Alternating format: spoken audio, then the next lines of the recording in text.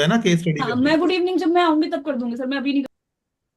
Recording in progress. You sir to this session of Ashish sir, I welcome you to this session of IBS. And students, it is an opportunity for you to interact with Ashish sir. He is faculty in advanced financial management. And today students, first of all, I would like to ask you how your preparations are going on and how you are preparing for your upcoming examination, students. Yes. Good evening, Mansha. Yes. Yes, students, in this session of IBS, we would be taking case study one, complete case study one. Case study number one, which is web hosted. And this case study is about CAM. He is chartered accountant and he has got one HNI client, high net worth individual client, who has invested a lot of his funds in mutual funds. And since he has invested in mutual funds, so due to his investment in mutual fund, if he has invested in mutual fund, students, what idea strikes in your mind? And about this thing, that which subjects may be covered in the case study. So the idea which strikes in our mind is mutual fund taxation, because a new section has been introduced, section 50AA from assessment year 24-25. And students, another thing which strikes in your mind is about financial management. So students, these two things are majorly, those two subjects are majorly covered in the case study, and along with the students, a brief portion of law is also covered, corporate and other laws. So students, as I have told you that this case study is about a HNI client, Mr. P, who is client of CAM. CAM has got, he is practicing chartered accountant in Chennai, and his clients include many HNIs. He is specialist in HNIs, apart from corporates and non-corporate clients. And one day, Mr. P, who is his HNI client, he called him to inquire about the changes which are there in respect of income tax regarding redemption of mutual fund investments. He has also heard that redemption of certain types of mutual fund investments is now going to attract higher rate of tax. He had also heard news of the same on one news channel, but since he was not a tax person, therefore he could not comprehend the things clearly. There was no clarity to him whether changes have been made in income tax law or rules framed by the SEBI. Moreover, students, Rely Consultancy, Rely Consultancy is a member of Association of Mutual Funds of India. He is who is registered with these association, and with AMFI registered mutual fund distributor, through which mutual fund investments were made, and he continuously sends messages to him on his mobile. The messages were at the best cryptic and required investors to be in touch with the chartered accountants or tax consultants. So the total fund investments he has done is around 50 crores in various funds. And any change in income tax payouts pertaining to it could affect his return on investment adversely. So how he has allocated his funds in various investment funds. So this is given in the table below, students. This is given as on 31st March 23. Serial number, then type of fund in which money is invested, then date of investment, amount invested in rupees crore. This is the breakup of students' 50 crores, which he has invested in debt fund and equity funds. Students, first 1, 2 funds are debt funds and 3, 4 are equity funds. So besides, he has also invested 5 lakhs in a liquid fund. And he is not bothered about a small amount because total funds which he has invested are to the tune of 50 crores. So he has also informed to CM that funds stated, as I have told you, that first 2 are debt funds and other 2 are 1, 2 are debt funds and 3 and 4 are equity funds. He further informs that these debt funds have invested 30% of their proceeds in equity shares of domestic companies, and equity funds they have invested 70% of their proceeds in equity shares of domestic companies. The investment pattern of funds is going to remain unchanged in coming years too.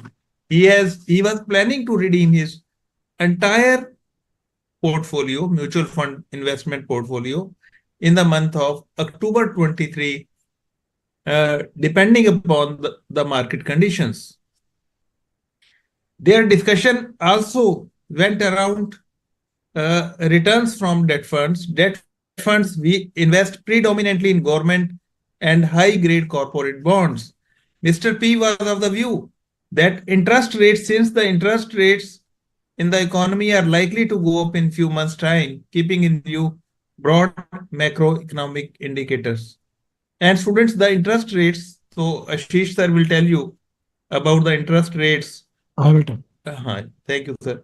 Okay, The no discussion stretched a bit and it came out that he plans to buy a villa in Goa. So this particular para, he is already 65 and he wants to spend quality time in scenic beauty of Goa. With that setup of mind, he is going to invest 5 crore in the villa, and he has given 1 crore as advance, students. And he has bought this villa from Mr. Christopher, who is an Indian citizen, but he is non-resident. And in the next para, students, in fact, it is also one of the reasons for planned redemption of mutual fund investments in current financial year. He inquires from CM regarding any precautions to be taken, legal requirements to be complied with at the time of entering such transactions. Mr. P also discusses the matter with Mr. Christopher over phone, who happens to be in India at that time for a short visit. So he in turn also inquires from Mr.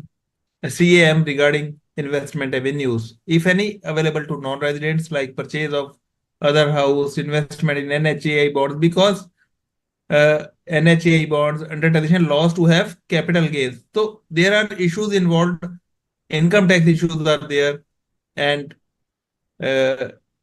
income tax issues are there. Moreover, students, issues are there touching advanced financial management.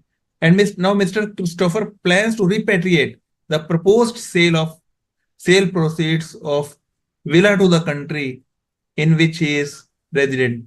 He doesn't know about modalities of the same and inquires from CM. So Mr. Christopher, this case study is about Mr. P, who is HNI, and then Mr. Christopher, because he has got 5 crores from sale of villa. So where should he invest his capital gains? So the case study is about these things. So students, are you clear with the case study? Yes, students, are you clear with the case study? And now moving to the MCQ part. First MCQ is there. Mr. P has invested 10 crores in SBA. Rajiv ji, I will take this. Yes, sir. Yes, sir. I was just reading, sir. Actually, I will start reading. I will okay, do sir. Okay, I will start because first 2 MCQs are related yes, to sir. Yes, sir. You please, so sir. I will brief the student about the AFM overall. Then I will discuss this. Great, I think sir. it will be better. Great, sir. Okay. Please, sir.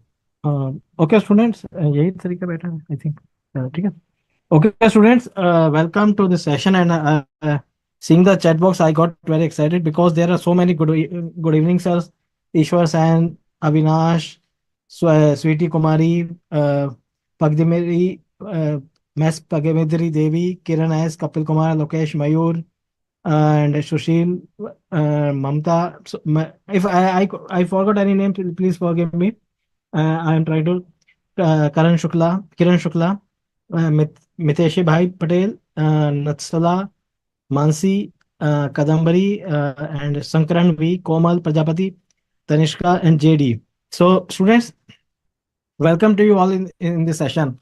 Now, as the paper name is Integrated Business Solution, when part comes for the financial management or advanced financial management, because this is a combination of two remaining papers.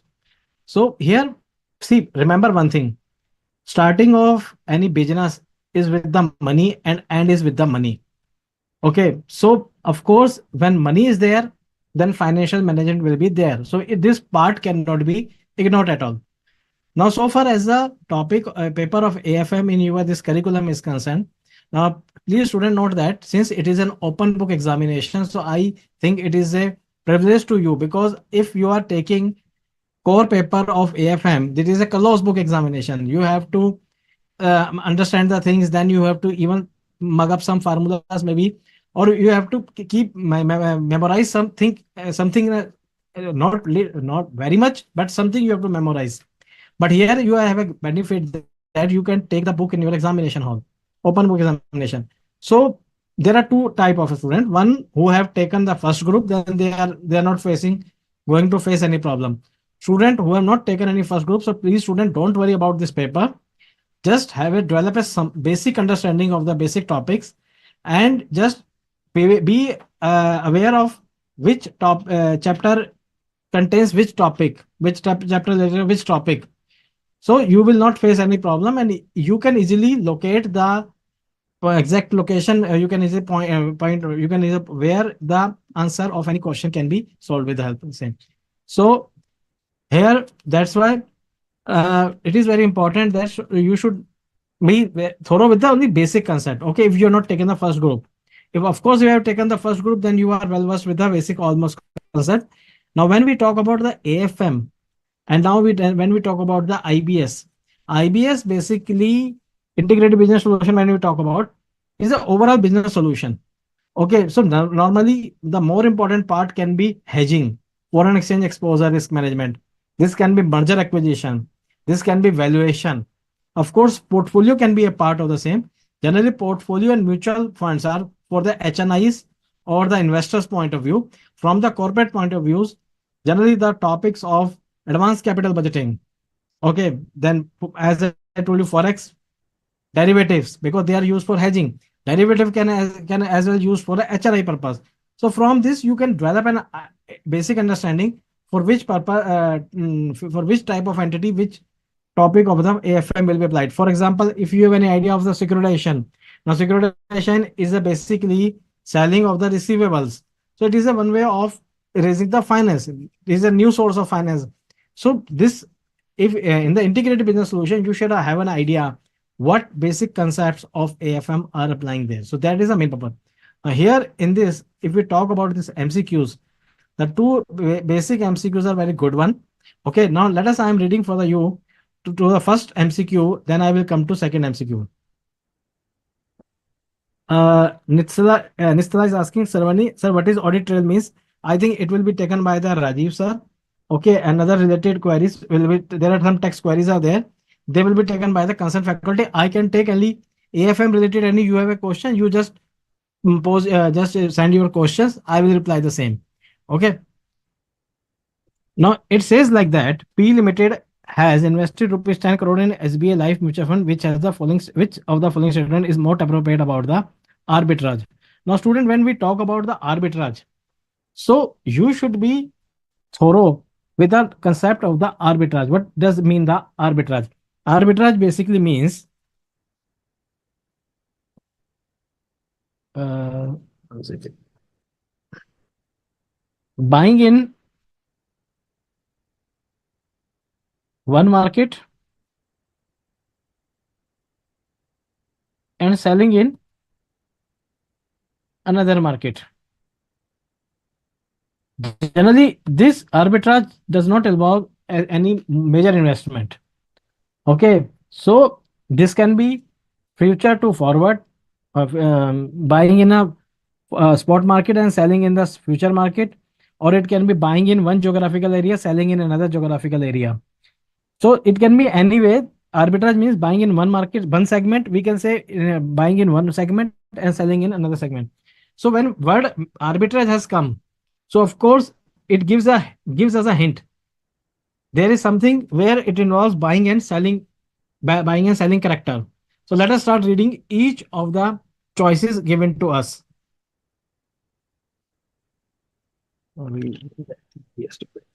Okay, that will take care.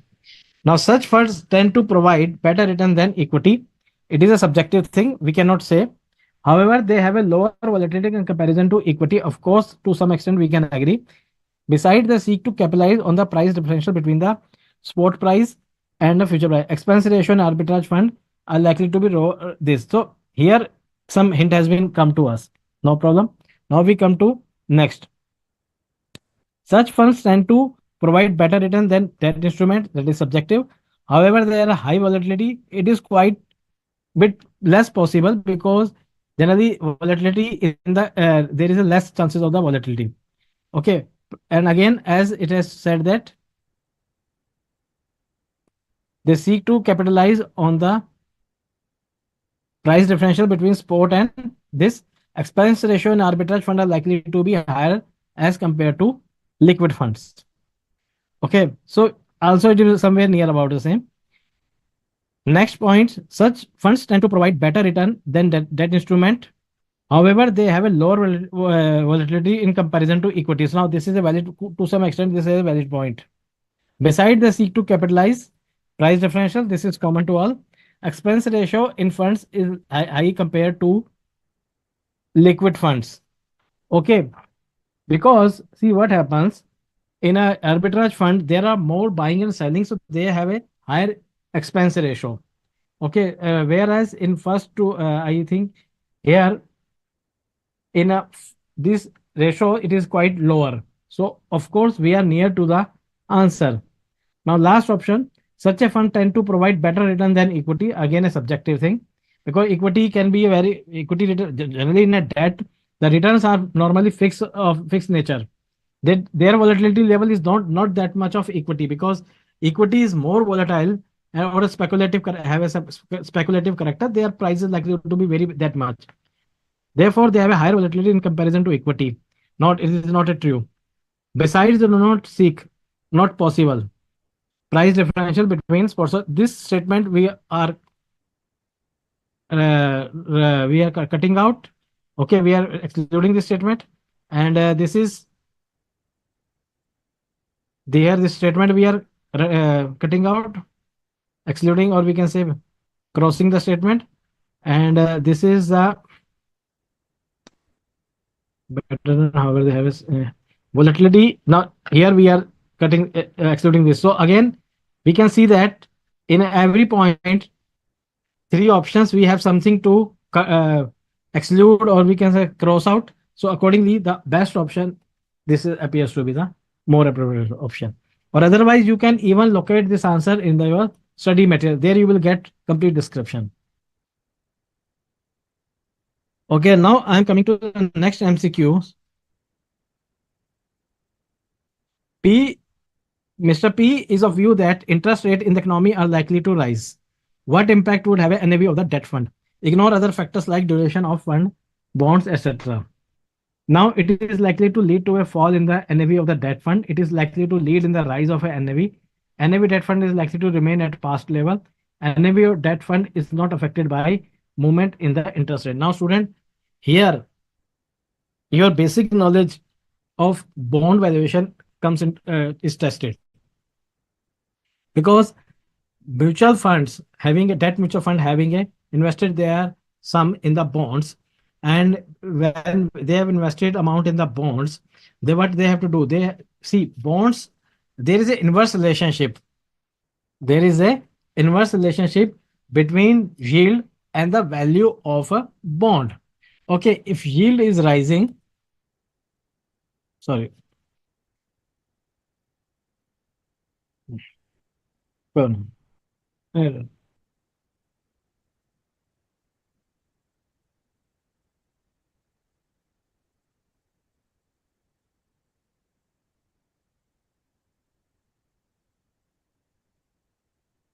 Okay, here value of bond.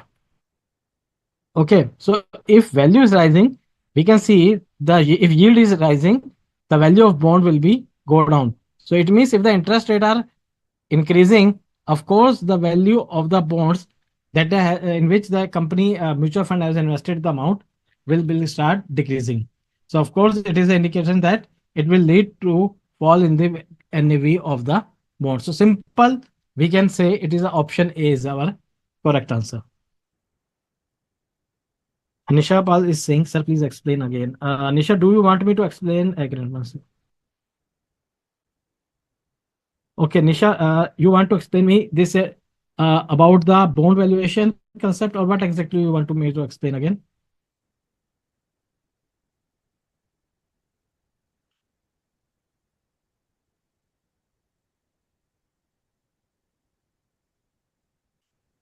Nisha, if I talk about the bonds, so see, bonds have see, bonds are a kind of a fixed income instrument. Okay, and if it is a kind of a fixed income instrument, so what happens? Say, I suppose you have purchased a bond of 8% at 100 rupees. Okay, now suppose tomorrow in the market the rate of interest is increased to 10%. So you are getting on your bond of 100 rupees 8 rupees by investing 100.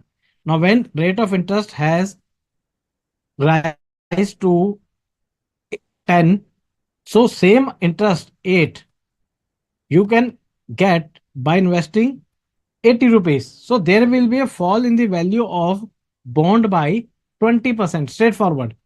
So that's why we can say it is a basically the we have to see with the increase in the interest rate, the value of the NAV of the bond debt fund will decrease. Okay, student. I hope with this the portion related to AFM must be clear to you.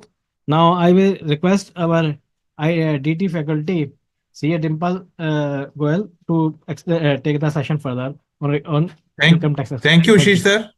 Thank you. Thank you, Thank sir. you very much, sir, for your words You're of welcome. wisdom. Thank Thank you, you, sir. sir.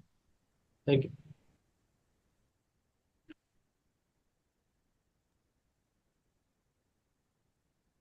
Welcome, Dimple. Thank you, sir. Yes, students, with us, CA Dimple Goel, who is faculty in direct tax. He is with us. She is with us, and she will explain to you about the taxation issues involved in the case study.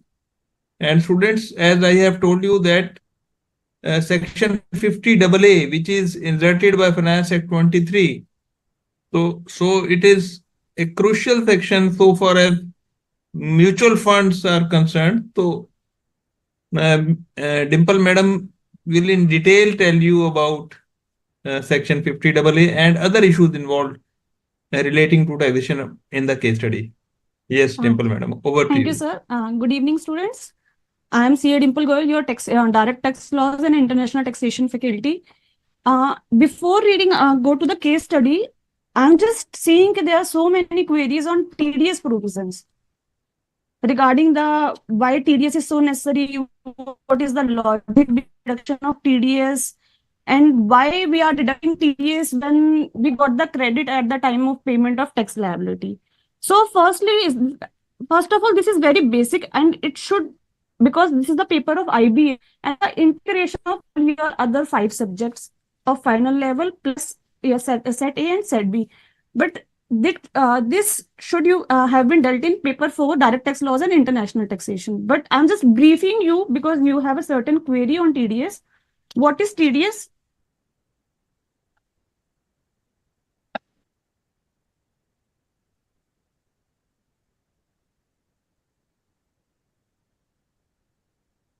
You know, when we come to about tax liability, every person who has assessable income. It means they have taxable income. So they have to pay tax on their total income, which is called your tax liability, on the total income of a previous year. Total income of a previous year, our relevant previous year is 2023-24. So every person who is assessable and who has a total income during the previous year, they have to pay tax during the assessment year of that previous year. Assessment year is what? Assessment year 2024-25. That is relevant for May 2024 examination. So they have to pay tax on their total income in the assessment year. How they will pay the tax? They will pay the tax by self-assessment tax on or before filing return of income. So it means if you have an income during the previous year 23-24, you will pay the tax in the next year, that is your assessment year of that previous year, by way of self-assessment tax on or before filing of return of income. So in this case, government has made some rules in which they can recover this your tax in spite of waiting to the next year to file return of income. They will recover this tax during the previous year itself. They will recover your tax during the same previous year, during the previous year itself. How they will recover? For that, they have made three things. By way of TDS, it can be recovered by way of TCS and by way of advance tax. So they will recover the tax. They are not waiting for you to file return of income for that previous year in the next assessment year. They will recover it during the previous year itself by way of TDS, TCS and advance tax. And when you file your return of income for that previous year, because your tax liability is determined on the basis of your total income, and you have already paid some tax by way of TDS, TCS and advance tax, you will get the credit of all these taxes. The TDS which is deducted, TCS which is collected and advance tax. You will get the credit of all this. So why government has introduced this concept? To recover your tax during the previous year itself and not wait you to file return of income and pay the tax of that previous year in the assessment year. So I hope the purpose is clear, because this is the purpose of introduction of TDS, TCS and advance tax. Okay, Harshit, understood? Then TDS. Because someone has asked what is the difference between TDS and TCS. TDS is deducted by the payer. It means someone who is paying. Someone who is paying the consideration, who is paying the amount, who is paying the income. So they have to deduct the tax on it while they are paying to the another person. So before payment, they will make the deduction. Before payment, they will deduct what? They will deduct TDS. It can be, there are different sections for deduction of TDS. Like in section 192, it's employer paying the salary to its employee, it or his employee. Before paying the salary, because he is a payer, he is paying the salary. Before paying the salary, he will deduct the TDS from that amount on behalf. What is TDS? TDS is nothing, just a tax, amount of tax which is deducted on the behalf of the payee, which payee has to pay in the assessment year for that particular year. So it's nothing, just a preponement of your payment of tax to the government. Now, what is TCS? In TCS, in this case, TCS has to be, before collecting the amount, he will collect the TCS also from that person, from collecting. like in TCS for overseas package for a motor car of the value of 10 lakh or more. In that case, when you suppose example you purchase the motor car of value of 10 lakh or more, so the person to whom you are purchasing the motor car, they will collect the value of motor car from you. Plus, if the value of motor car is more than 10 lakh, they will collect the TCS amount also from you. Now here TCS is what again? TCS is nothing, just a tax for which you will get the credit when you will file your return of income, because it will be reduced from your tax liability. And another concept is advance tax. As the name suggests, advance tax is you are paying your tax in advances to the government. So this is the three concept of paying the tax to the government before your assessment year, during that previous year itself, to which the income is related.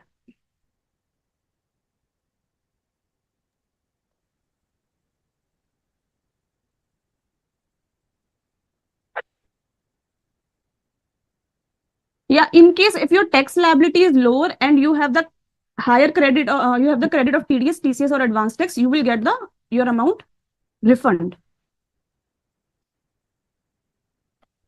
So I hope, sweetie, it is clear to you. Great explanation Dimple madam, बहुत अच्छा आपने समझाया। और Thank मेरा you, sir. ख्याल से जैसे आपने समझाया है ना, लाइफ लॉन्ग ही स्टूडेंट को याद रहेगा, स्टूडेंट्स को जिन्होंने सुना है। मैंने तो सुना है और मेरे को लाइफ लॉन्ग याद रहेगा ये। और ये बिल्कुल ठीक किसी स्टूडेंट ने पूछा है, बिकॉज टीडीएस और टीसीएस में मैं देखता हूँ बहुत सारे स्टूडेंट्स कंफ्यूज ही होते हैं। और Yes, sir. और आपने तो जिस ढंग से समझाया है ना डिम्पल, तो that's a great explanation. That's my compliment to you, great explanation. Thank you so much, sir. And yes, thank you, Annie, sweetie. Harshit, you have a query. In example 1, you charge the TDS of 1%. In example 2, you charge the TDS of 1%. By I'm not getting your query. Please elaborate in which example you are talking about, because I have not given you example of percentage.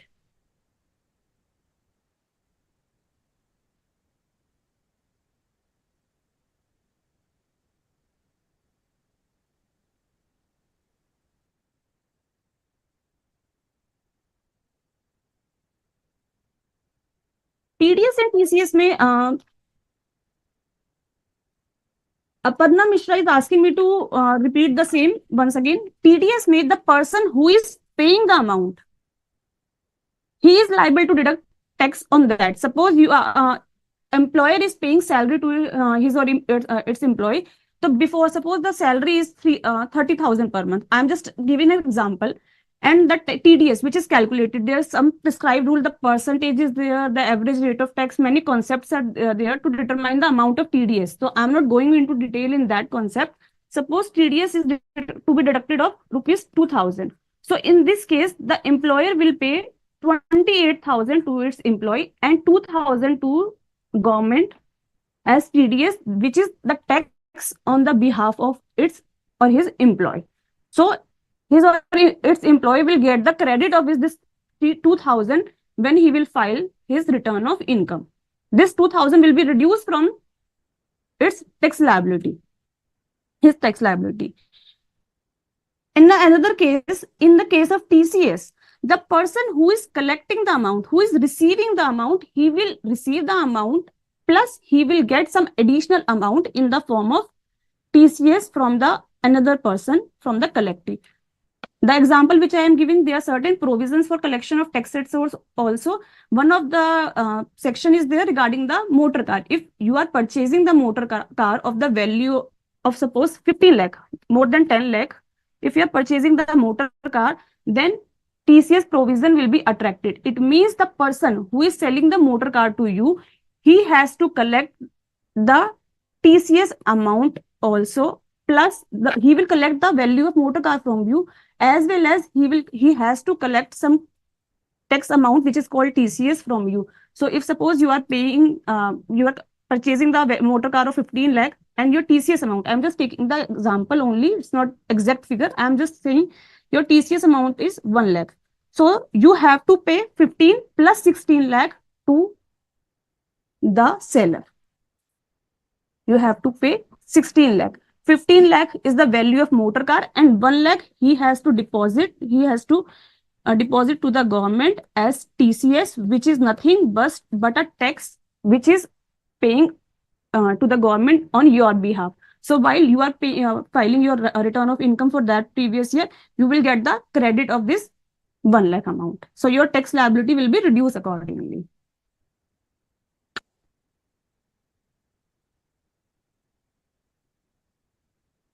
Yeah, Avinash, there are threshold limits for every section. TDS, there are so many sections for employer payment by employer, for rent, for interest, for contractor payment, for everything. There are threshold limit. There are different threshold limit for different payment. And TCS also, there are different threshold limit, different rate of TDS or TCS are there. That will be in your paper 4 direct tax laws. So because this is just an integration of all this, I can discuss you in detail all of this. For that, you just attend the live virtual classes of paper 4 direct tax laws and international taxation. Here, where we have discussed all these provisions very much in details. So now we again go back to the case study. There are some TDS provision also in that case study, and I will take that relevant provision to that extent which is relevant in the particular case study.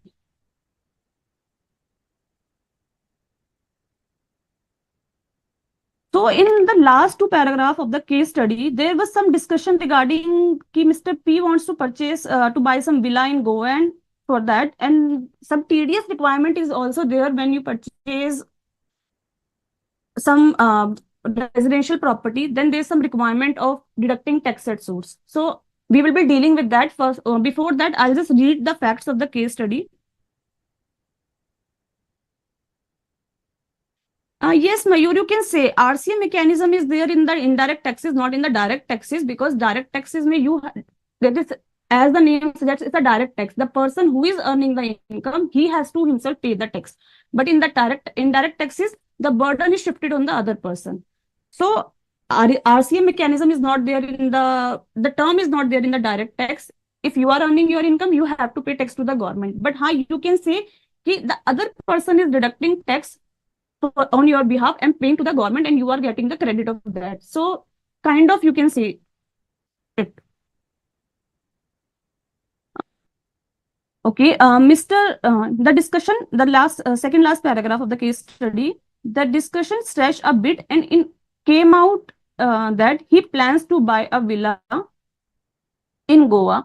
He is already 65, want to spend some quality time in scenic beauty of Goa. In fact, he transpires that he is going to make an advance payment of 1 crore to owner of villa, Mr. Christopher, an Indian citizen and who is a non-resident. What is the important? First of all, Mr. P, who is all thinking about buying a villa, is Mr. P, who is a resident, and he is thinking of purchasing the property from Mr. Christopher, an Indian resident who is a non-resident, which is very important for the TDS provision you are purchasing or you are dealing with the resident person or non-resident person. The non-resident owner of villa had acquired this ancestor property through residential will of his late father. The total consideration to be paid, that is amount 5 crore, including the advance payment. So what is the total consideration? This is 4 crore, which includes your advance payment. So related to this fact, the third MCQ. What is the third MCQ? As regard proposed purchase of villa in Goa from Christopher is concerned, which of the following statement is likely to be correct as regards deduction of tax at source TDS is concerned? Assume he does not have any other taxable income in India except capital gain from proposed sale of villa. Ignore surcharge and cess. So we are purchasing Mr. P. I am just talking about Mr. P. Mr. P is purchasing a villa in Goa from Christopher, and he's a non-resident. So there are some statement regarding the deduction of TDS. What would be the rate of TDS? Is there any requirement to obtain PAN and other things? So I'll just brief the facts, the options, and then we will see the provisions which are dealing with that options, and we will then come to the conclusion that what is the correct option. Mr. P is required to obtain 10. So first we have to check whether there is a requirement of obtaining 10 in this case or not. TDS is required to be deducted at 1% of 5 crore. Entire TDS can be deducted at the time or before registering of title deed. So there are three statements. First is requirement of obtaining 10. Second one is your rate at which you have to deduct tax at source.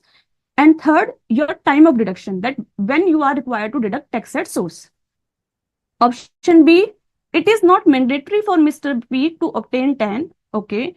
TDS is mandatorily required to be deducted at 20% on rupees 5 crore. However, TDS would be deducted at the time of making the payment. Same three things regarding obtaining 10, regarding rate of deduction of tax at source, and regarding time of deduction of tax at source. Option C, first statement is regarding obtaining 10. An application can be made to assessing officer for determining capital gain on which tax is to be deducted. Okay. In that case, TDS would be deducted at lower rate after determination of capital gain. ठीक है. If lower deduction certificate is not available, then what will be the rate of tax and time of deduction of tax at source?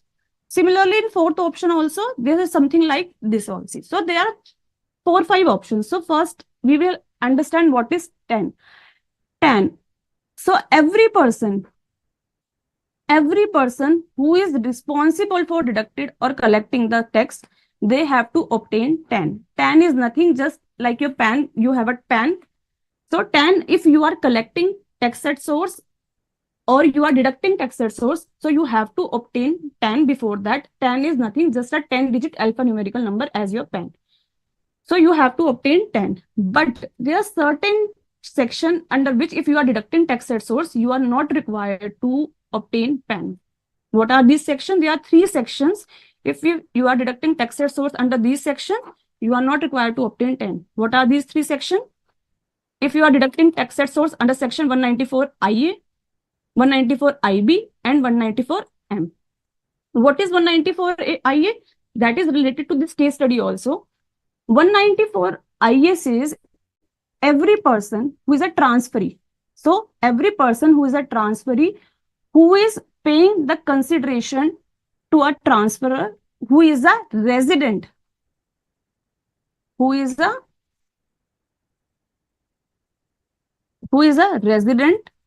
then before paying to that person, the transferee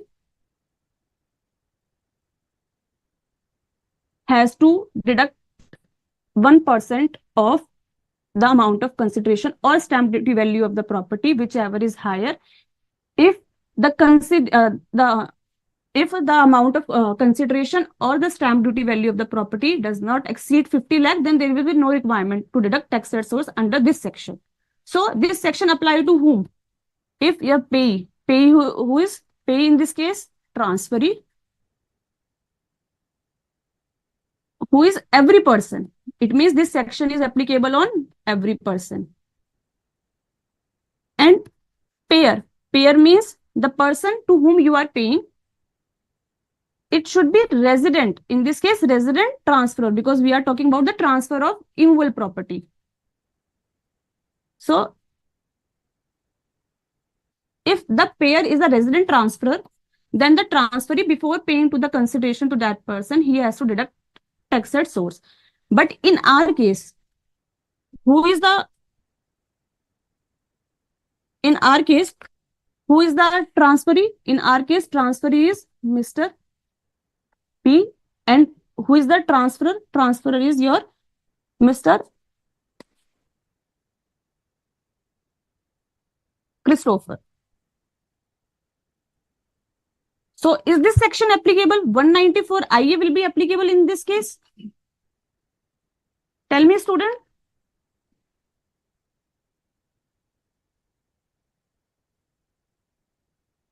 In this case, your transferee is Mr. P and your transferor is Christopher. So in this case, because 194 IA says when there's every transferee before who is purchasing the immovable property from a resident transferor, Before making the payment to the resident transferor, he has to deduct tax at source from the consideration which he is paying to that person. So in our case study, will the section 194 IA would be applicable to Mr. P? Yes or no?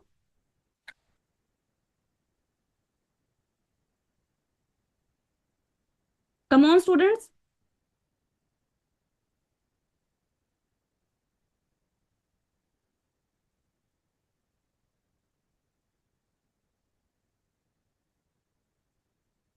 Come on, sweetie, Mayur, Divyanshi, whether TDS under section 194 IA would be applicable in this case?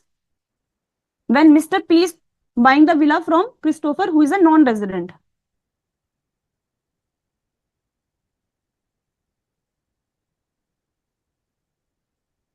No, because 194 IA says the payer should be a resident transferor. In this case, who is the transferor? Transfer is Christopher, who is a non-resident. So 194 IA would not be applicable. So there is one other section, section 194 IA, 194(5), which would be applicable in this case. 194 talks about every person who is responsible for paying any interest or any sum chargeable to tax in the hands of a non-resident. Then before making the payment or crediting the sum to his account, they have to deduct tax at source at the rate prescribed under Finance Act. So if you are making any payment to a non-resident, then you have to deduct tax at source under section 195. In this case, Christopher is a non-resident and Mr. P is paying to a non-resident. So he has to deduct tax at source under section 195, not 194 IA. So it means before making the payment, he has to, before deducting tax at source, he has to obtain TAN also. So Mr. P has to obtain TAN also. So this would not be applicable to Mr. P in this our case. So 195 ki what is the basic condition? Your payee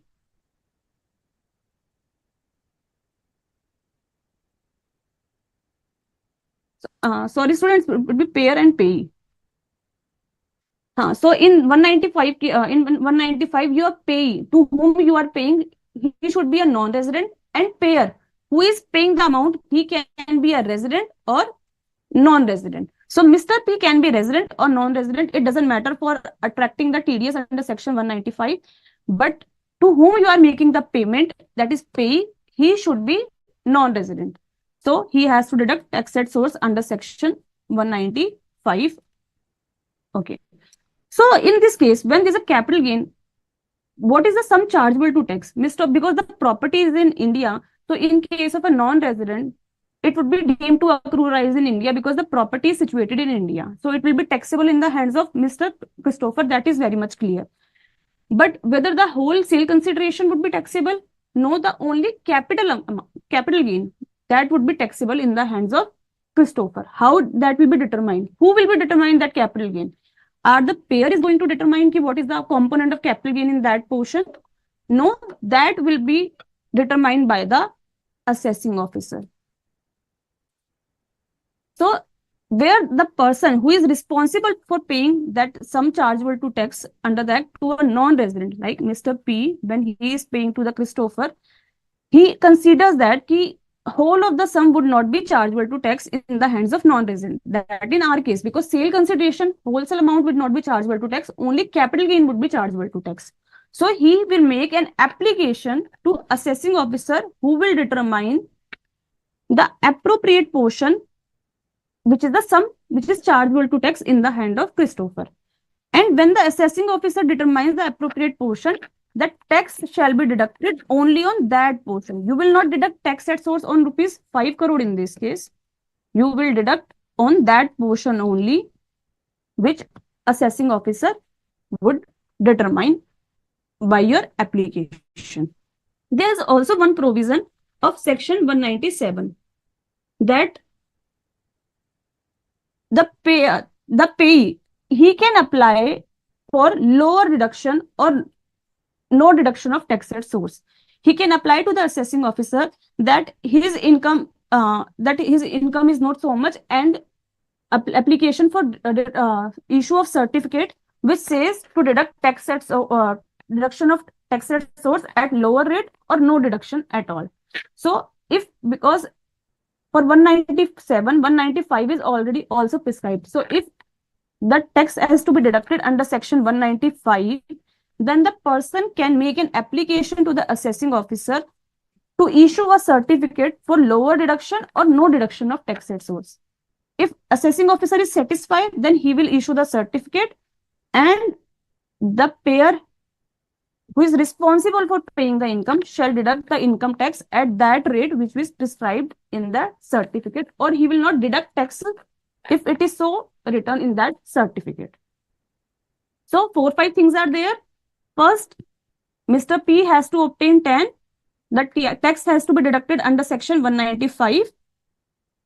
In the capital gain, because it's the capital gain, and it will be a long-term capital gain because the property is ancestor property, that will be tax has to be deducted at the rate 20%, which is prescribed under first schedule, part 2 of first schedule of the Finance Act. And the amount on which Mr. P has to deduct tax at source, that will be the amount which is decided by the assessing officer on the application made by the Mr. P. And there can be a certificate for lower deduction or no deduction of tax at source, which can be issued by the assessing officer on the application made by the Christopher. So this is all the provision related to non-resident. So now we'll see, is there any option which constitute all the option? Mr. P is required to obtain 10. It is correct. TTS is required to be deducted at 1% of 5 crore. No, because 194 IA, it is not applicable in this case. There 1% rate is prescribed. It is not mandatory for P to obtain 10. No, this statement is not correct. It is not mandatory for P to obtain 10. No, this statement is also not correct. Mr. P is required to obtain 10. Yes. An application can be made to the assessing officer for determining capital gain on which tax is to be deducted. Right, as I already mentioned, under section 195 subsection 2, because the wholesale consideration would not be chargeable to tax, only the capital gain portion would be chargeable to tax. He may make an application to the assessing officer to determine the appropriate portion on which tax is to be deducted. So, application can be made to the AO for determining capital gain on which tax is to be deducted. It is correct under section 195(2). In that case, TDS would be deducted at a lower rate after determination of capital gain by AO in the international wing. Yes, TDS would be deducted at lower rate if it is so decided by the assessing officer on the application made by the Christopher under section 197. As we have told, there is an option to Mr. Christopher to make an application for deduction of lower tax at, for application for deduction of tax at source at lower rate. If lower deduction certificate is not available, suppose AO doesn't issue that certificate, then TDS would be deducted at 20% on 5 crore. That is correct. However, TDS would be deducted at the time of making payment or at the time of balancing payment. This is the correct option. Under section 195, when TDS is required to be deducted, it is required to be deducted at the time of credit or payment, whichever is earlier. In this case, because it's not for business purpose or so on, so there is no option of crediting the amount in the books of accounts.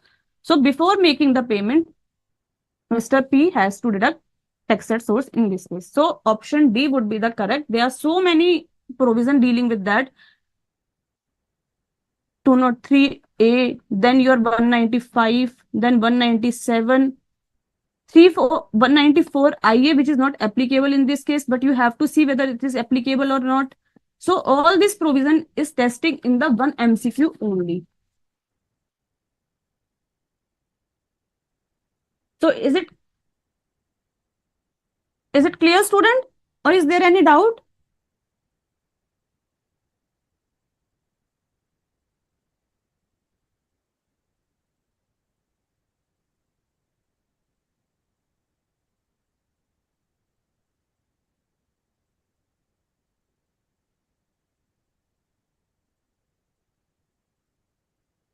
I hope this MCQ is clear. Then we just move to the next MCQ.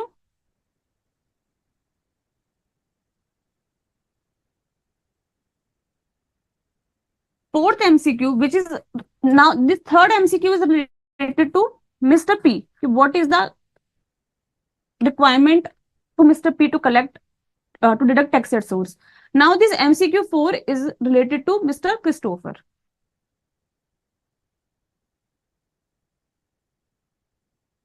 Harshit, TDS limit on per invoice. I'm not getting, you are talking about TDS under income tax or TDS under GST? Because I am talking about TDS under income tax, not TDS under GST. For that, you have to refer paper 5 indirect taxes classes. Because this case study is not based on GST portion. So it will be better if you restrict your query to the provision which we are dealing in this particular case study. If you have any query related to indirect taxes, you can ask your query at this mail ID, which I'm writing here.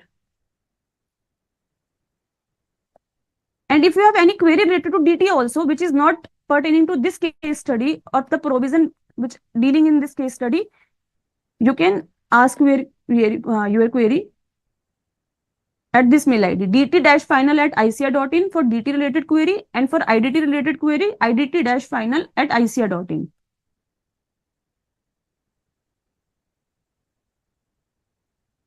Okay, got it, Sweetie, Harshit. Yes, TDS is to be deducted and everything is clear.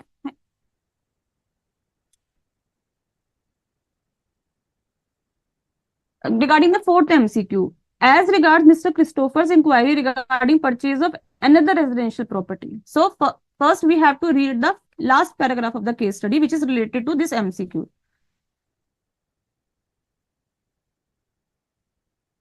Now, here the information related to Christopher. He in turn also inquires from C regarding the investment avenue, if any, available to non-resident. So he's asking about the Christopher point of view, that if he can invest something in is there any option to invest and exempt capital gain of non-resident Mr. Christopher? So is there any investment avenue which is available to non-resident? Like suppose if he purchase any other residential property or invest in NHI bond, from which capital gain can be tax can be saved, or is there any requirement to file return of income? And also there is no DTA with country of which Christopher is a resident. So the question talks about what exemptions which are available to the transfer. As regard Mr. Christopher's inquiry regarding purchase of a residential property in India and invest in bonds of NHAI and filing of income tax return, which of the following statement is most appropriate? So there are two things. First, Mr. Christopher, who is a non-resident, can he invest in another residential property and investment in bonds of NHAI to get the exemption from capital gain tax? First, this is the issue in this MCQ, and the second is regarding filing income tax return. So, section 54. What section 54 says? Section 54 says if any person being an individual or HUF has a long-term capital gain on transfer of a residential property and he purchased another residential property in India during the 1 year before or 2 years after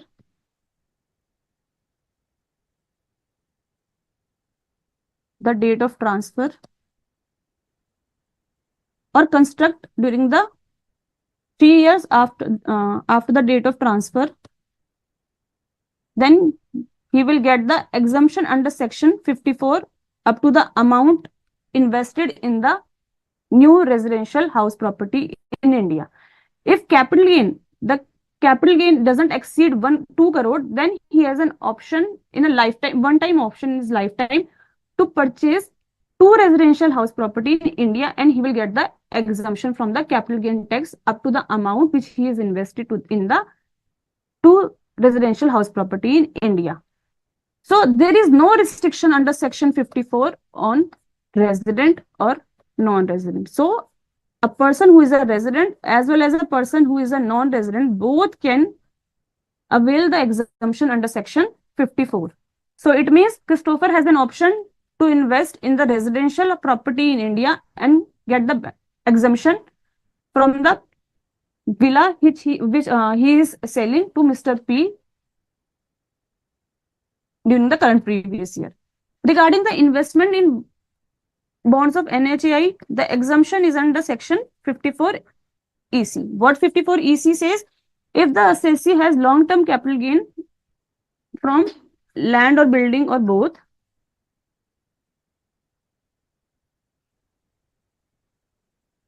then he can invest in the bonds of NHAI or RECL and he will get the exemption under section 54 EC from the capital gain which he has earned on the transfer of land or building or both. So maximum exemption under section 54 EC can be your rupees 50 lakhs only. So this option of 54 EC is also for resident and non-resident. There is no condition that the assessee who is claiming the exemption should be a resident or should be not be a non-resident. So this exemption is available to both. So it means Mr. Christopher, he can invest in another residential property in India as well as he can invest in bonds of NHAI to get the exemption from capital gain in respect of this villa in Goa, which he is selling. Regarding the filing of return of income, section 139(1) prescribes that you have to file return of income. Company and firm, they are mandatorily required to file return of income, and any other person, they are also required to file return of income if their total income before exemption under section 54, 54B, 54 EC, 54F, 54G, all before this exemption and deduction under section deduction under chapter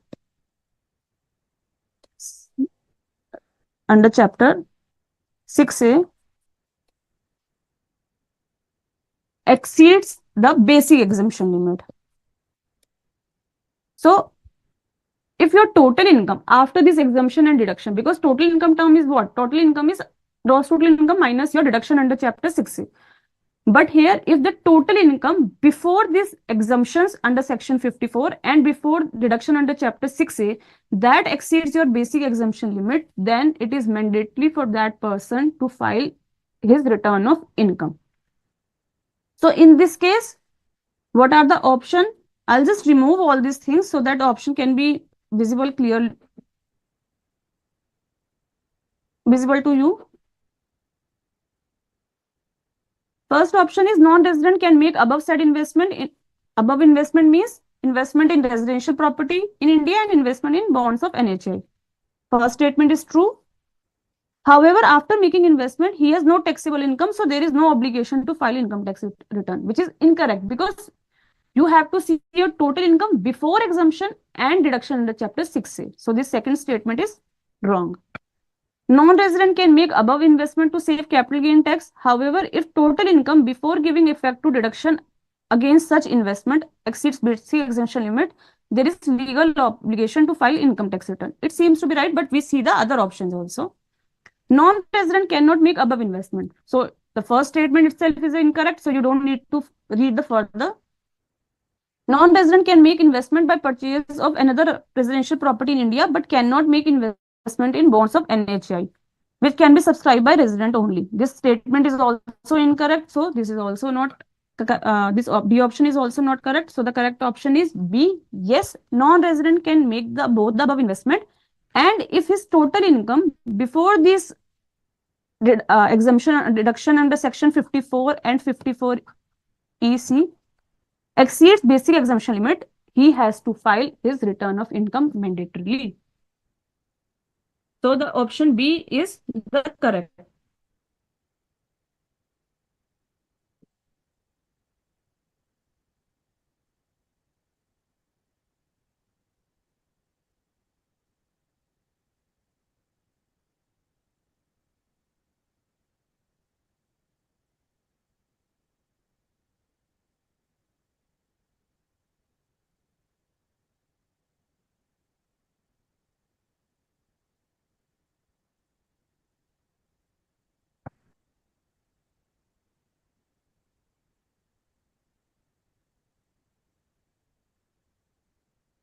So now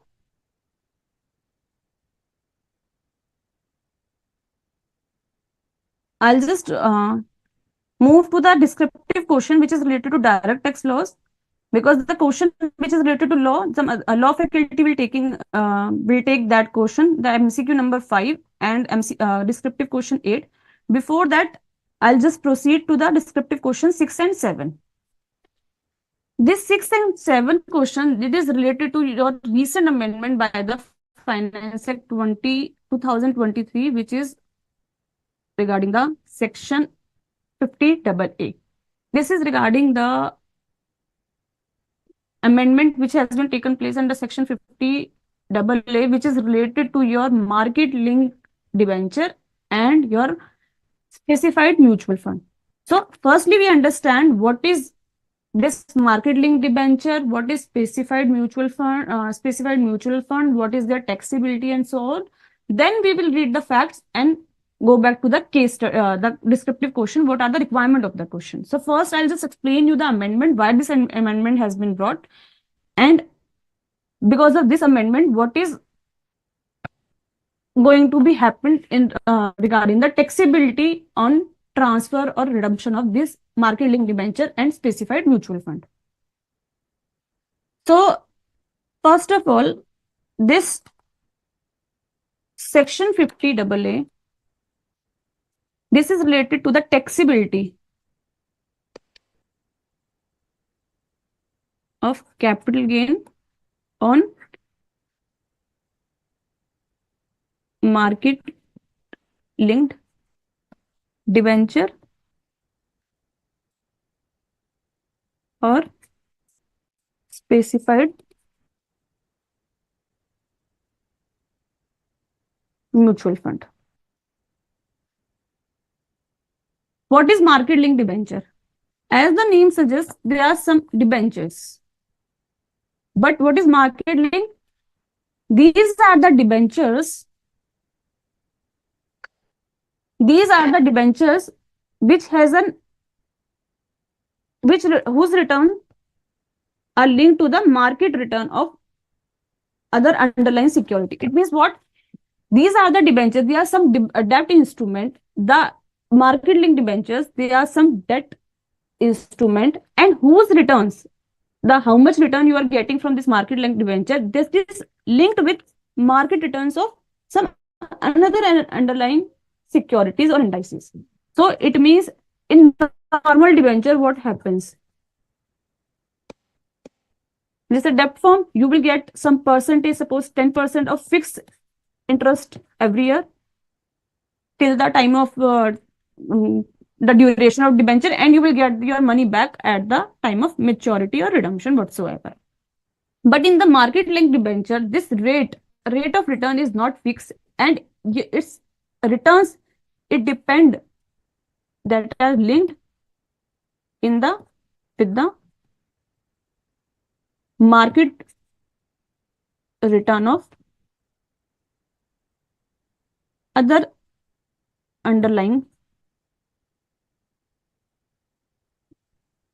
securities.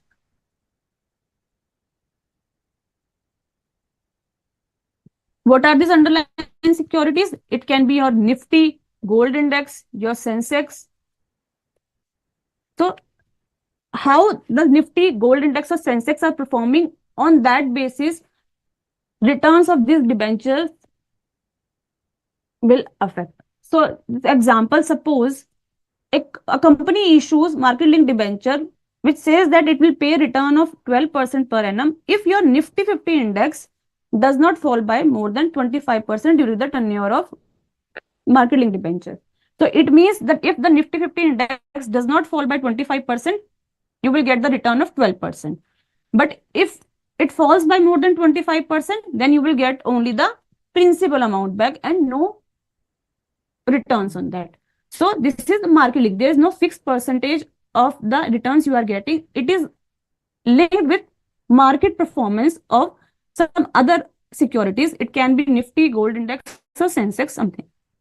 Generally, these securities, these market linked debentures are listed securities and have a period of 12 months. These are listed securities in the period of 12 months. So what is 50AA and how is going to impact this?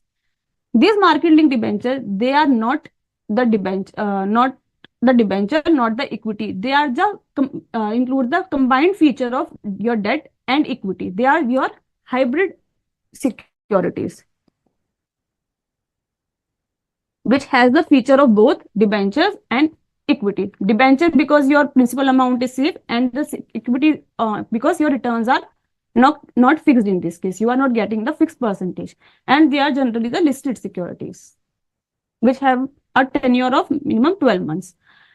So before the amendment came, your section 50 AA amendment came, they are treated as a listed security. In case of listed security, what is the period of holding? The period of holding is 12 months. If it means if your securities, the listed securities, you are holding for less than 12 months, then it will be short term. And if you are having it for more than 12 months, it's a long term.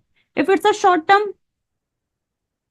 then because it's not STT paid, so you will it will be chargeable at normal rate of tax. And in case of a long term, since you have to wait only for 12 months, it will be tax rate will be 10% without indexation.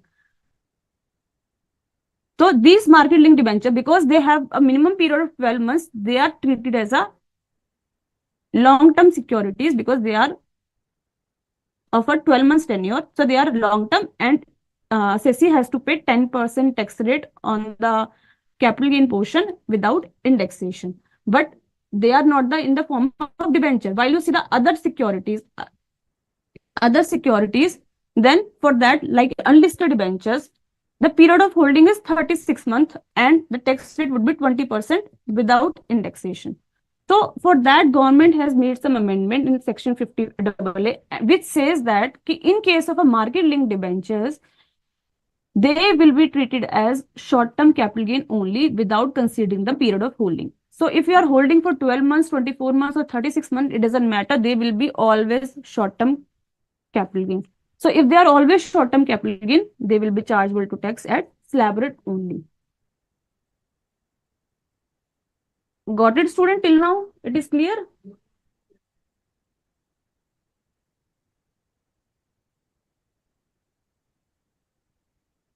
Is it clear, students, till now?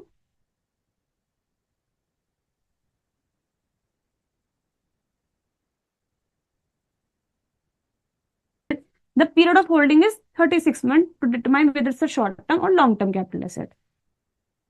If it's a long-term capital asset, it will be taxable at 20% without indexation. But how the government made the amendment, in case of a market-linked debenture, market-linked debentures mean the hybrid securities which are in the form of debt securities, but the returns are not fixed. They are linked with the market returns of some another securities. Then in that case, it is called a market-linked debenture, and they will be treated as always short-term capital gain, and it will be taxable at slab rate only.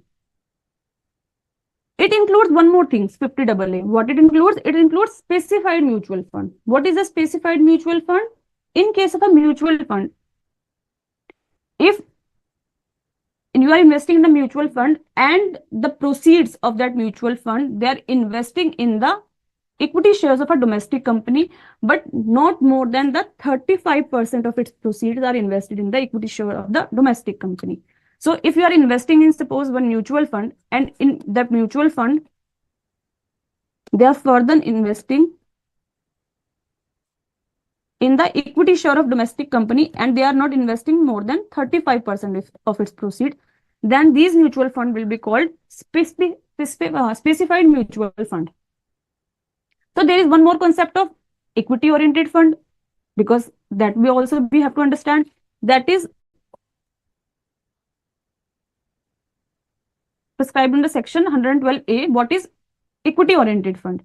Equity oriented fund is a mutual fund where there are two things. You are investing in the mutual fund, the units of mutual fund, and this mutual fund, if they are investing in another mutual fund or directly to the equity shares of domestic company, which is trading on recognized stock exchange, which is listed on recognized stock exchange. So if the mutual fund, it is investing in other mutual fund, so the proceeds of its of such fund, 90%, minimum 90%. So 90% or more, they have to invest in another mutual fund, and this another mutual fund also has to invest 90% or more of its proceed in equity shares of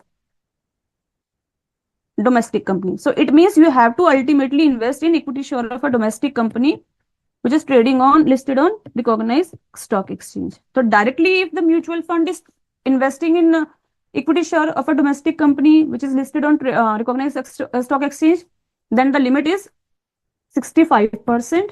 If you are not directly investing, the mutual fund is not directly investing in equity shares of domestic company, then your mutual fund has to invest in another mutual fund, minimum 90% of its proceed, and that another mutual fund that has to invest in equity share of domestic company at least 90%.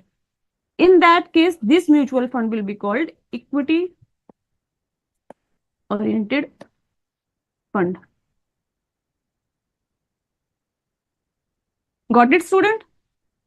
It is necessary to understand the difference between equity oriented fund and specified mutual fund, because taxability will undergo a change in both the cases, in specified mutual fund and equity oriented fund. In specified mutual fund, the mutual fund can invest in equity share of domestic company only up to 35%, not more than 35%. They can invest in equity share of domestic company. But to qualify as an equity oriented fund, they have to invest 65% or more in the equity share of domestic company which is listed on recognized stock exchange, or they can invest in another mutual fund, minimum 90% of its proceed, and that another mutual fund, they have to invest in equity shares of a domestic company, minimum 90% of its proceeds. So what will happen if mutual fund, they are investing its proceed, 65% of its proceed in equity share of a domestic company, they will be called equity oriented fund.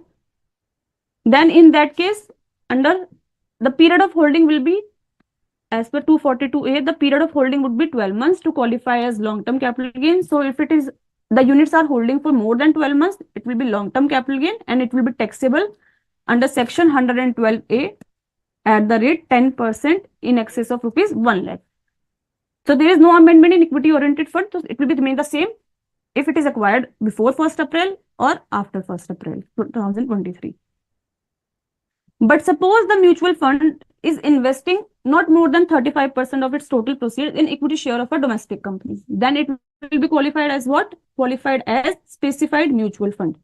But under section 50A, the amendment to treat as short-term capital gain always, it is applicable to specified mutual fund which is acquired, unit of mutual specified mutual fund acquired on or after 1st April 2023. If you have acquired the units of specified mutual fund on or after 1st April 23, then only this amendment will be applicable. If you have already acquired the unit before this date, then this amendment would not be applicable. So what would be happen in that this case? If you have already acquired before 1st April 2023, then to qualify as a long-term capital gain, it has to be held by 36 months, and the rate would be 20% with indexation. But if it is acquired on or after, the units are acquired on or after 1st April 23, then it will always be short-term capital gain, and it will be taxable at slab rate. So there is one in between one criteria is also, if suppose the mutual fund is investing more than 35%, but less than 65% of its total proceeds in the equity share of the domestic company, what will be happen in that case? Because it is not investing more than 65% or more, or it is investing not less than 35%. So they will not qualify as equity oriented fund, or they are not classify as specified mutual fund. So for that category, the provision will the same, that it has to be the units has to be held for 36 months to qualify as long term capital gain, and the rate will be 20% with taxation, which was there in this case also earlier. But for that there is no change. The period of holding will be 36 months only, and the rate will be 20% with indexation. So what 50AA says? 50AA says if you have market linked debentures and units of specified mutual fund which is acquired on or after 1st April 2023, then on the transfer, redemption, or maturity of this market linked debenture or unit of specified mutual fund acquired on or after 1st April 2023, then the full value of consideration, which is your sale consideration, that has to be reduced by cost of acquisition of these two assets and expenses which is wholly and exclusively incurred on transfer or redemption or maturity of these assets, would be always be short-term capital gain, irrespective of the period of holding. So if for market linked debenture, there is no date prescribed. So if market linked debenture you have acquired before 1st April 2023 also, they will be market linked debenture, and for that provision will be attracted. But in case of units of specified mutual fund, if it is acquired on or after 1st April 23, then only this amendment by way of section 50AA would be applicable. For the units which is acquired before 1st April 23, this section would not be applicable for that unit. What is unit of specified mutual fund? That is already described, that the mutual fund which are investing not more than 35% of its proceeds in equity share of domestic company. So now go back to the facts of the case study and understand how it is going to impact our case study. First, what is the requirement of the question? Since Mr. P wants to redeem his entire portfolio in October 2023, what should be the advice of Mr. M to him regarding income tax implication of such redemption?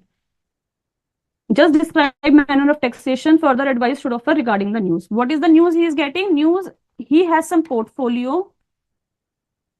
He has 4 types of mutual fund. First, we have to identify which are specified mutual fund, which are market linked debenture, which are equity oriented fund, all these things. There are 4 types of mutual fund: MTL, low duration, Born India, ADB, SBA. It is stated that ki mutual fund 1 and 2 are debt fund. We will see what is debt fund, because income tax mein there is no terminology of debt fund. Or funds stated at 3 and 4 are equity fund. He further informed that these debt firm have invested. Debt firm, it means these two. They are investing 30% of their proceeds in equity share of domestic companies. So it means they are specified mutual fund as per income tax provisions. And equity funds, which is 3 and 4, they are investing 70% of their proceed in equity share of domestic companies. So they are equity oriented funds as per income tax. Is it clear? So these first 2 are specified mutual fund and these 2 are equity oriented fund. So regarding the news which he is getting, regarding the amendment of 50AA, he is getting the news the taxability is going to be changed for specified mutual fund and market linked debenture. So we have to see whether it is impacting Mr. P also or not. Since 50AA will be applicable in respect of specified mutual fund if it is purchased on or after 1st April 2023. If these units are purchased on or after 1st April 2023, then only section 50AA would be applicable to that unit. Otherwise, that amendment would not be applicable and that will be treated as earlier provision, the old provision only.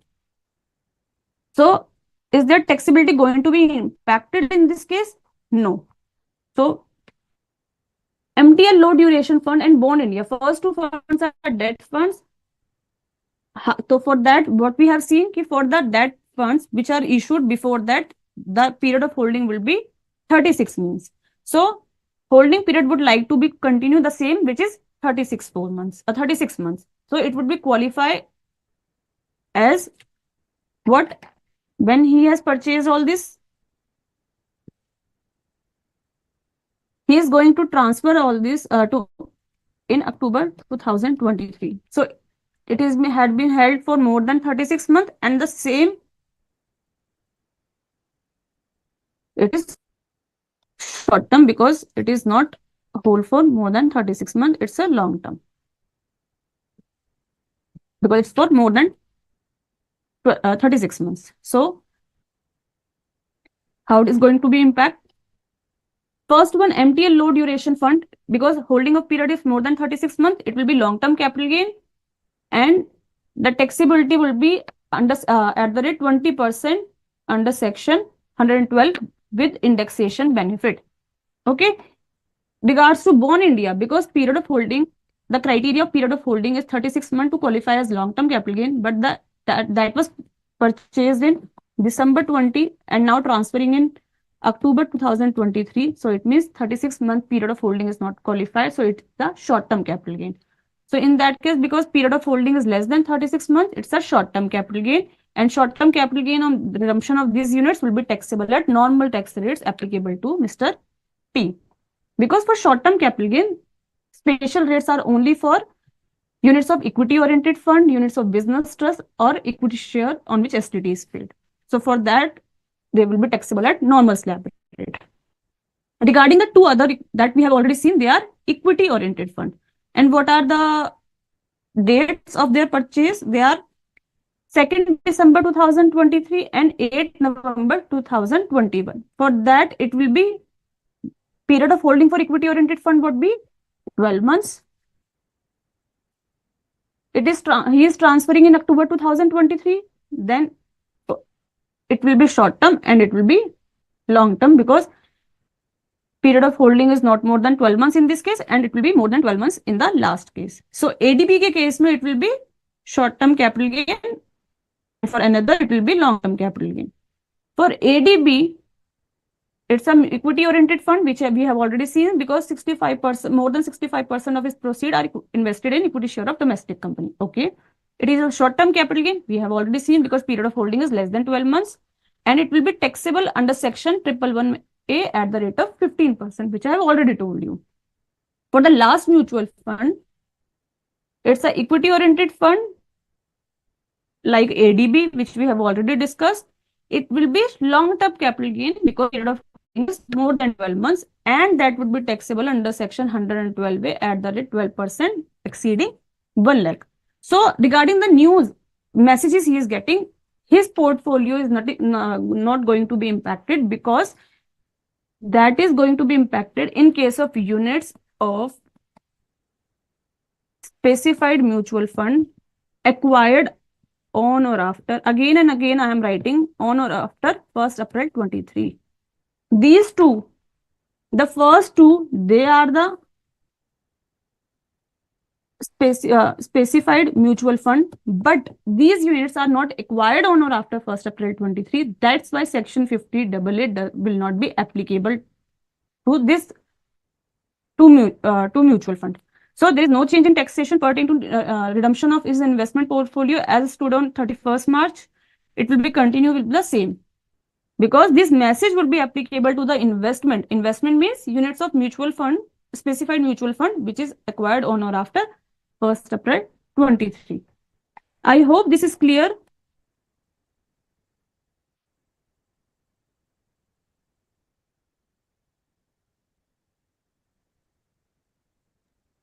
Yes, Dimple, madam, it is very much clear. The Thank kind you. of explanation you have given is very much clear, and you have very well explained specified mutual fund, then difference between equity oriented fund and specified mutual fund, market linked debentures. I think it is crystal clear. Thank you, sir. You can move ahead. You can move ahead. We just go to the next descriptive question.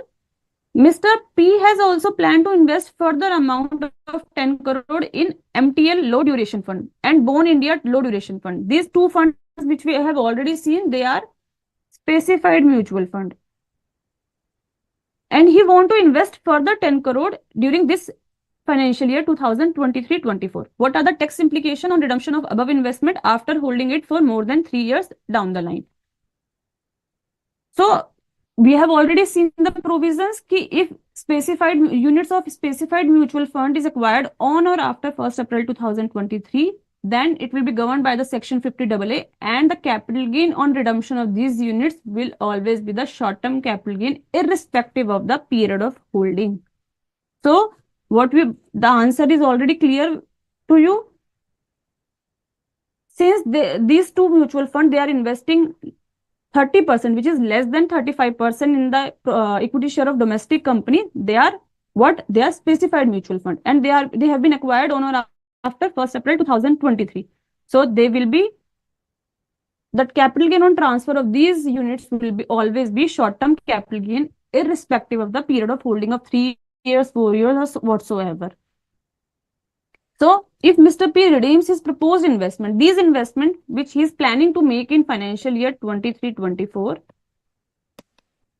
if he redeemed this investment even after holding for more than 3 years down the line, indexation benefit would not be available because it will be short-term capital gain. And in case of short-term capital gain, benefit of indexation would not be applicable. And it will be taxable at slab rate, because I already told you for short-term capital gain, only special rates are there under section 1A, which is for units of business trust, units of equity oriented fund, and equity shares of a company. Since these specified mutual fund are none of this, 100 1A would not be applicable, and the short-term capital gain would be taxable at normal slab rate applicable to Mr. P. So I hope section 50AA TDS provision which I can cover related to this case study is clear to you. If you have any doubt regarding 50AA, regarding your debenture rate, regarding the TDS provision, you can ask me. Otherwise, we will just move further to the case study and take the law provision, MCQ and descriptive part. Yes, it is very much clear, Dimple madam, and you can ask Nisha madam to take session further. And thank you very much, Dimple madam, for great explanation. For the very beautifully you have covered all the tax provisions. And thank you very much, Dimple madam. Thank you, sir. With us now, law faculty, Nisha Gupta madam is there. And Nisha madam, are you there? I guess law faculty is joining just within 5 to 10 minutes. So, sir, it will be better if we take a break here for 5 to 10 minutes. Break, students, break for 10 minutes, and then we will continue the session. Yes, break for 10 minutes.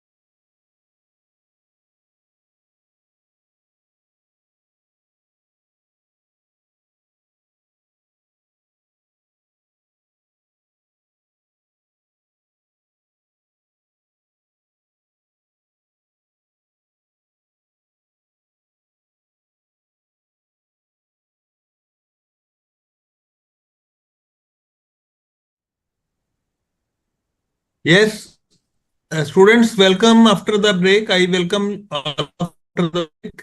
And A lot of the students are there on our platform and are being connected with us in this IBS.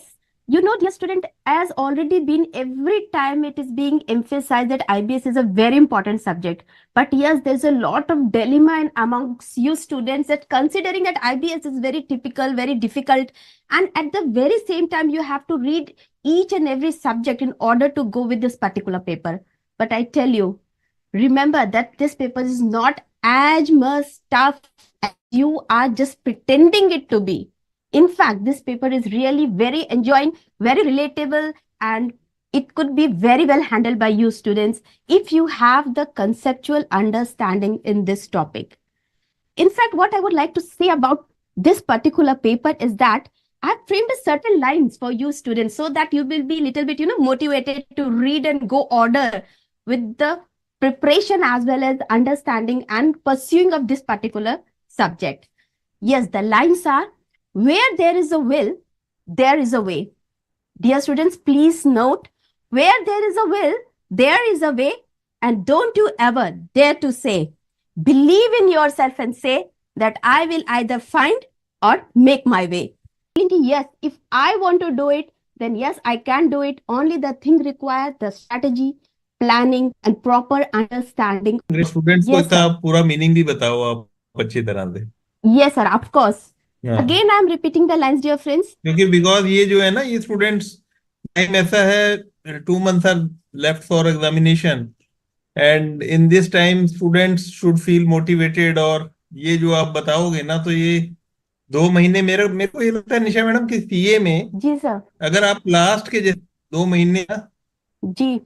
और आप average भी पढ़े हो, अगर आप अभी तक average भी आपने तैयारी किया, लेकिन लास्ट के मंथ्स आपके 14 घंटे अगर आप स्टडी करते हो हर रोज, तो फिर बहुत चांसेस, ब्रिलियंट चांसेस बन जाते हैं आपके उस समय पास करने के। तो इसलिए ये जो निशा मैडम ने अभी जो इतनी ब्यूटीफुल लाइंस जो भी कही हैं, जो कि आपके लिए ग्रेट मोटिवेटर हो सकती हैं, और आप इनको 2 महीने रोज रिवाइज करो। मैं तो ये कहूंगा कि where there is a will there is a way. And और बाद में निशा मैडम ने जो बोला है वो मैं भी समझना चाहूंगा। निशा मैडम, आप एक बार दोबारा से स्टूडेंट्स Yes, को sir. समझाएं, सो दैट मैं कहता हूँ every student should benefit out of it. Of course, sir.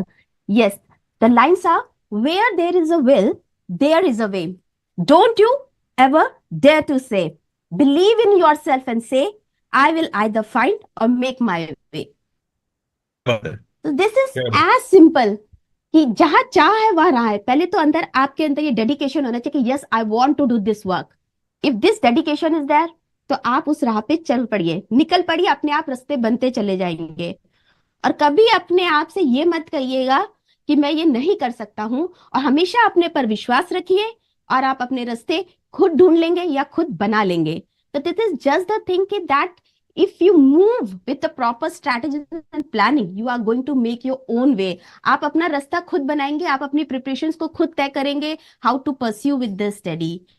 और एक चीज और है सर, हमारा जो आज का टॉपिक है आईबीएस के अंदर, वो तो बहुत ही खास है। It is FEMA. When we talk about FEMA, the students are, sir, they are very much, they are scared of reading this particular subject. क्या बात है। यस सर, फेमा का नाम ही सर फॉरेन एक्सचेंज मैनेजमेंट है। जहां foreign exchange की बात आ जाए तो हम सोचते हैं ओफो, ये तो टॉपिक ही अपने आप में बहुत वास्ट है, बहुत वाइड है। Many things are included in this particular act which are being regulated, and in fact you can see how that restrictions are being imposed on the regulations of many kinds of the act related to the foreign exchange within India, or how that exchange can be made outside India. तो काफी देखा जाए तो it's a complicated kind of a thing. So students में बहुत fear factor है। तो मैंने इसको लेके भी 2 लाइन लिखी है, जो मैं before I just start with this topic, I just want कि ये जो फियर है स्टूडेंट्स के अंदर से, sir this should go away. और जिस दिन ये फियर आपके अंदर से हट गया ना, I am assuring you, FEMA you will find it very easy subject. कुछ नहीं है, हर तरह के ट्रांजेक्शंस अलाउड है except certain general and specific restrictions government ने इम्पोज किए हुए हैं, उन रेस्ट्रिक्शंस का ध्यान रखना है। तो मैं आपको ये लाइन सुनाती हूँ। लगता है सुन के डर वो है फेमा, लगता है सुन के डर वो है फेमा, आज के सेशन के बाद फिर ऐसा मत कहना। क्या बात है, great great. Thank you, sir. Thank you. Sir, actually, I just want my student should be at an ease, good at a good comfortable level in good. order to go with this particular subject, the IBS. क्योंकि sir लोगों को बहुत IBS को लेके जो डर है, जो भ्रम है, जो मिथ है, I really just want that all should go away. And this is what we are even trying to. This is what I feel like, sir. आपका efforts, हम faculties का efforts towards our students is in that way only कि आप इस subject को enjoy करके पढ़िए, समझ के पढ़िए, फिर देखिए क्या रंग लाती है। तो चलो एंजॉय लेट्स करके स्टार्ट। जो बोला ना निशा मैडम आपने, ये जो Yes, sir. आपने अभी Thank you. वर्ड यूज किए, एंजॉय करके पढ़िए, Yes, sir. It should इसके be ऊपर taken मैं in एक that मिनट spirit बोलना only, चाहूंगा, sir. ज्यादा आपका टाइम ना लेते हुए। Yes, sir. बट आई बिल्कुल have ma'am. Found it over a period of time, जब मैं भी पढ़ता था या अभी भी मैं जो स्टूडेंट्स को एडवाइस करता हूँ, मैं क्या कहता हूँ कि एक तो आप रोंदड़ू होके पढ़ रहे हो, you are just depressed, yes ये हमें पढ़ना पड़ गया है और ये हो गया वो हो गया है। कुछ स्टूडेंट तो ऐसे है ना, पढ़ाई पल्ले पड़ गई है हमारे, पता नहीं कब हम इससे बाहर आएंगे।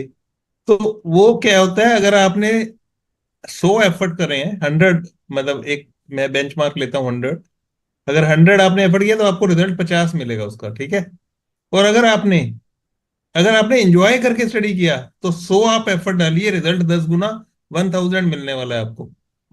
तो रिजल्ट 10 टाइम्स हो जाता है अगर आप इंजॉय करके पढ़ते हो। एक इंजॉय वर्ड मैं आपका पकड़ा है, अगर आप इंजॉय करके पढ़ते हो तो रिजल्ट 10 गुना है। और अगर आप इंजॉय करके डिप्रेस होके पढ़ते हो, अगर आप स्टडी करते हुए रोंदड़ू बन जाते हो, रो रो के पढ़ रहे हो, और आप कहते हो कि ये एक बर्डन है मेरे ऊपर, तो फिर रिजल्ट आपका 50% रह जाता है। मतलब आपका एफर्ट आपने पूरा डाला, लेकिन उसका जो आउटकम है वो 50% होने वाला है।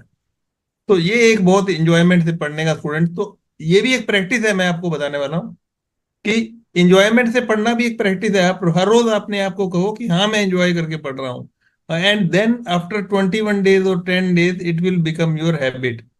तो स्टूडेंट्स इसकी भी प्रैक्टिस करनी पड़ती है कि हाँ मैं एंजॉयमेंट कर रहा हूँ इसे।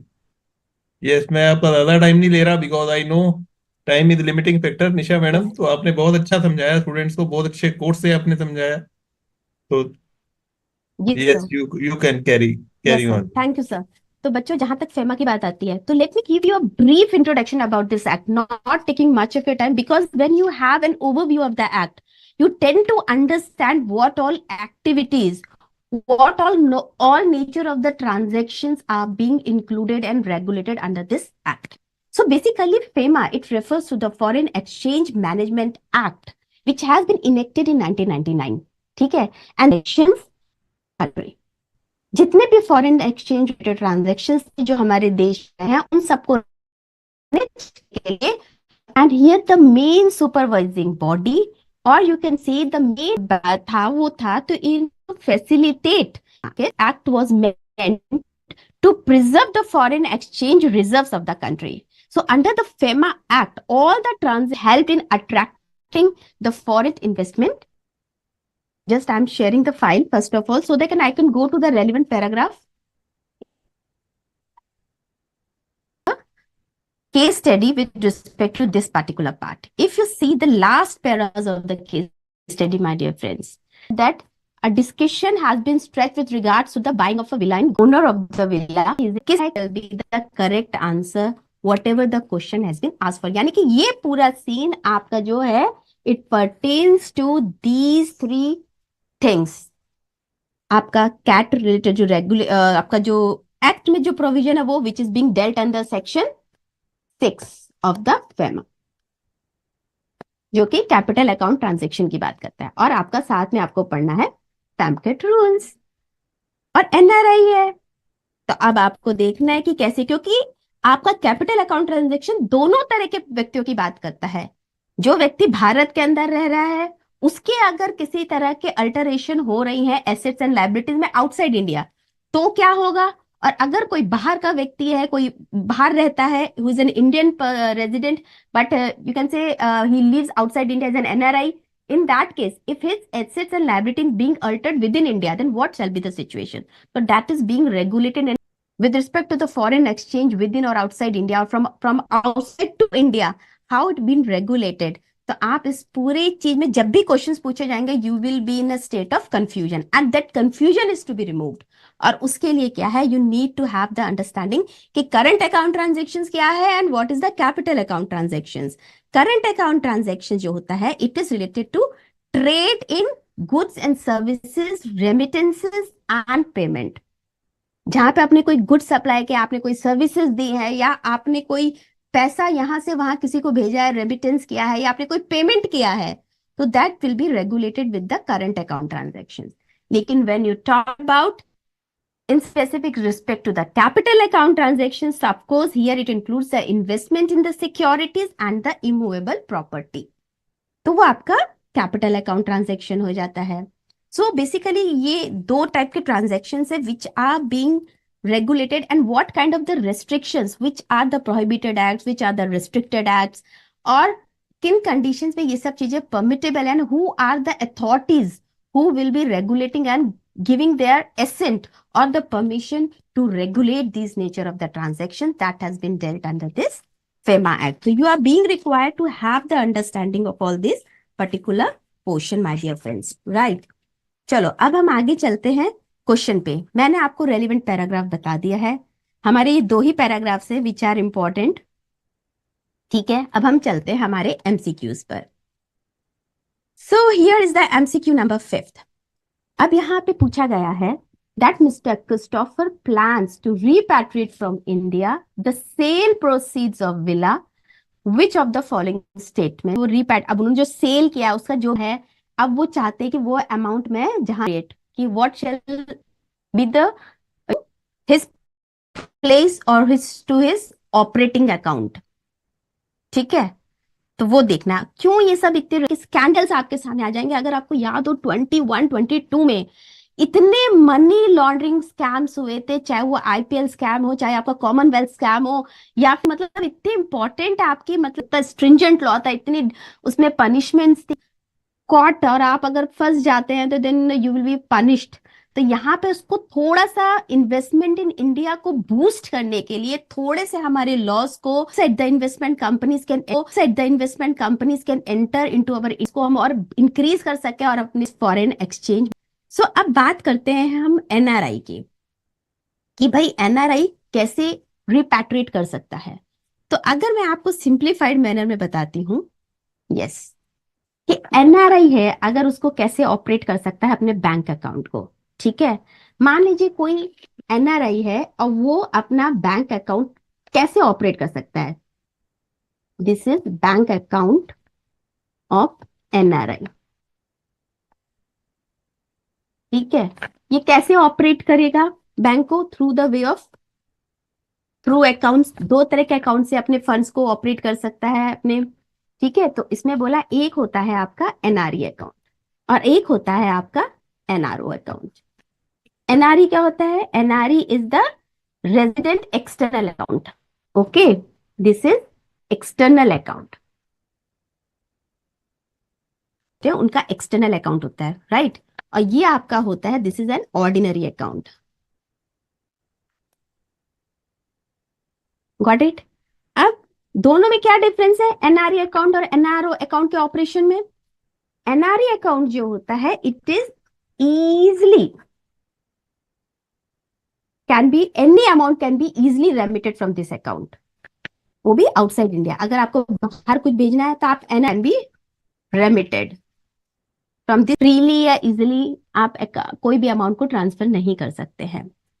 तो in this there are rules by the NRI after compliance के बाद।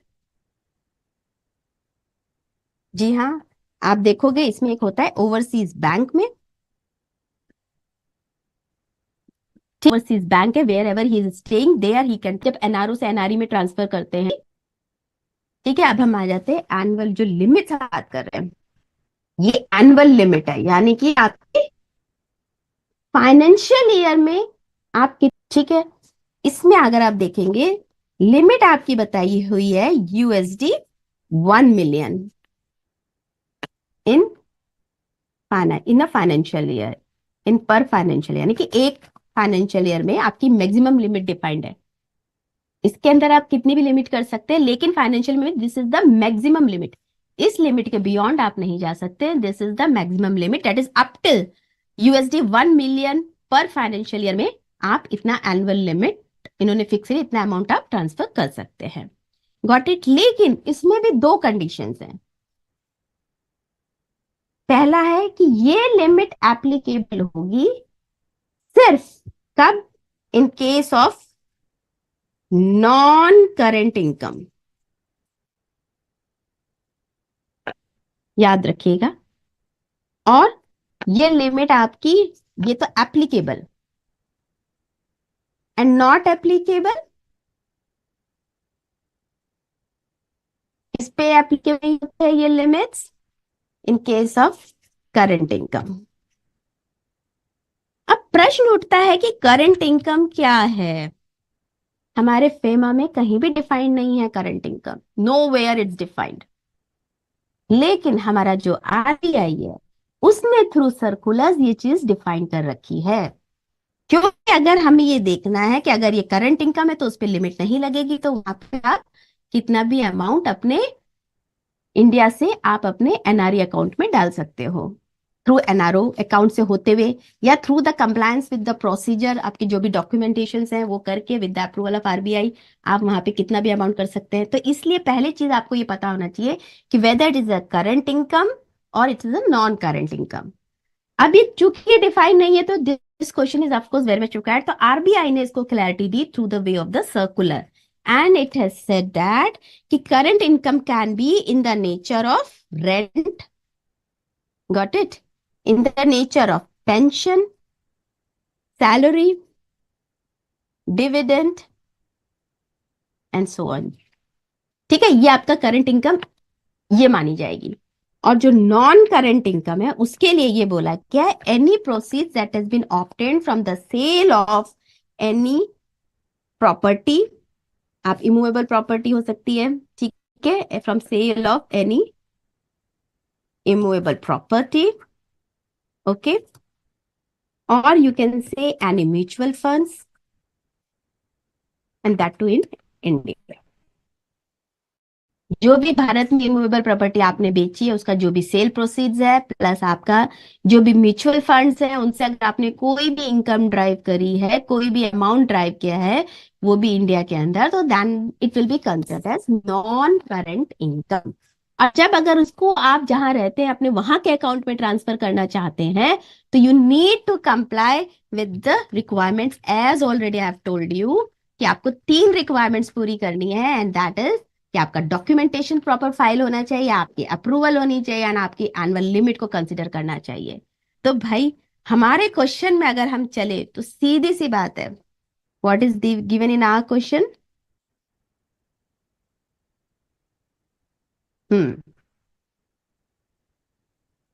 हमारे क्वेश्चन में बता रखा है यहाँ पे जो सेल प्रोसीड है वो किस चीज से ऑब्टेन हुआ है, इमूवेबल करंट इनकम। अब जब नॉन करंट इनकम है तो अगर आपको रिपैट्रिएट करना है अमाउंट तो वहां पे documentation filing, prior approval of this RBI, approval of RBI plus limit. अब आप सीधा सा यहाँ देखेंगे ऑप्शंस को देख के कई कई जगहों पे हमें कॉमन सेंस को भी अप्लाई करना पड़ता है। अगर हम ऑप्शंस देखें, अगर मैं प्राइमा फेसी, अगर मुझे इतना भी नहीं पता तो मैंने आपको क्या बोला, आपको नहीं पता है लॉ के बारे में, you just don't have idea, what I have said the FEMA every कुछ सर्टेन एक्ट्स के लिए उन्होंने स्पेसिफाइड कर रखा है, अगर ये एक्ट है तो आपका ये रेस्ट्रिक्शन लगेगी, अगर if you are going if any kind of restrictions is there तो under certain conditions you can also go after the compliance of the conditions given over there. तो ठीक है, तो यहाँ पे हमने क्या बोला, moving to the next option, if financial year के हिसाब से चलती है तो पहली बात तो इंडिविजुअल्स। नहीं, ब्यूटीफुल एक्सप्लेनेशन किया है निशा मैडम आपने। मेरे ख्याल से अगर बच्चा को सुन लेगा ना स्टूडेंट ये, तो शायद वो फेमा में तो अगर 10 मार्क्स का आएगा 10 आउट ऑफ 10 ही लाएगा, 9 नहीं आने वाले उसके।